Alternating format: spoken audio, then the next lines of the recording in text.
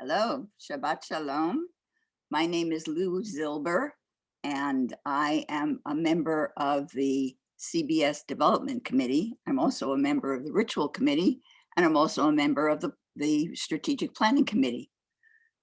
But today, I want to talk to you about Parashat Shmini. You know, as we read the Torah, there are certain parashot that are foundational. They are principles of how we are supposed to behave as Jews. They're a recipe. And I consider Parashat Shmini to be one of these foundational parashas. Another one, of course, is when we're standing at Sinai, receiving the 10 Commandments.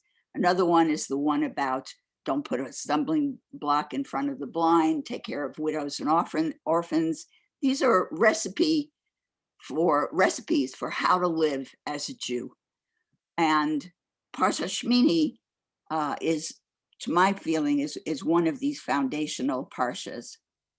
We begin this parsha where we left off last time. Aaron and his sons have been ordained as high priests. They have gone through a 7-day ritual ordination. And at this point, Aaron is reticent. He remembers that he made the golden calf, which was a grievous sin, and he's worried, is he up to the task of becoming the high priest for the entire congregation? Nadav and Abihu, on the other hand, they are eager. They take their fire pans and they rush to the altar with alien fire, and the fire consumes them. At this point, Moshe offers consolation to Aaron, but Aaron is silent. The parsha then moves to the laws regarding what you may eat and what you may not eat, which animals are clean, which ones are unclean. It's a method of distinguishing for us the clean from the unclean, between the sacred and the profane. And it gives us a choice. Do we want to pay attention to all of these laws and live our lives as holy people or not? If we want to pay attention to the laws, here they are for us to understand. We can then distinguish between which behavior is holy and which is not. And of course, we are enjoined to be a holy people. I'll tell you an anecdote instead of talking about all the different animals that you can eat and their cloves and their scales and whatever else, and the big arguments about birds. An anecdote. I was 25 years old the first time I went to Israel, and I was shopping in Old Jaffa, and I found a shop that was run by an Iranian Jew. He spoke only Persian, very little Hebrew, so it was pretty tough to communicate with him, but he had a shop full of antique copper trays that were absolutely stunning. And I fell in love with a bunch of them, one large one and several smaller ones, which I thought I'd bring back as gifts. When I went to pay him and he started wrapping up this stack of trays, I noticed that he had put all the trays on top of another stack.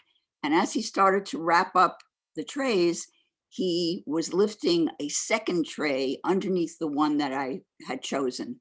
So I was going to get a free tray, except that I stopped him. I wouldn't let him give me a free tray. And he stopped what he was doing. He looked at me. He had tears in his eyes. He put his hands on my head and he said the Yivaracha. So I knew right then I had done something holy. You know, when I tell this anecdote to people, if the reaction is, oh, that was dumb, you should have gotten a second tray, I know exactly what kind of person that is. And that's not the kind of person that I really want in my life. So what do I want to leave you with? What message? We no longer have an altar with a high priest who sacrifices animals and grain and sends it up in smoke and sprinkles blood all over the place. Can you imagine what that place smelled like? But we do have another avenue for expressing ourselves instead of making sacrifices. And that avenue, whenever we feel the urge to do so, and we feel it on many occasions, whenever we have a simcha, we want to share our joy. If we are remembering someone who was close to us, if we just have a feeling that perhaps we've done wrong and we need to atone for something, what do? We donate, we make a donation to the synagogue. This Sunday, remember I told you I was on the development committee. This Sunday is our major spring fundraiser. Rabbi Ain will be in conversation with Henry Winkler, also known as the Fonz.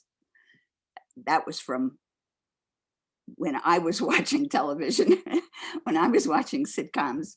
I really don't know any of his other roles, and I'm sure, and he's been around almost as long as I have, so I'm sure he's done many other things, and it promises to be a very entertaining conversation. If Henry Winkler is something that you might think you might enjoy, please go to our website and buy a ticket or 2 tickets or more. If Henry Winkler is not something that appeals to you, go to our website and make a donation anyway.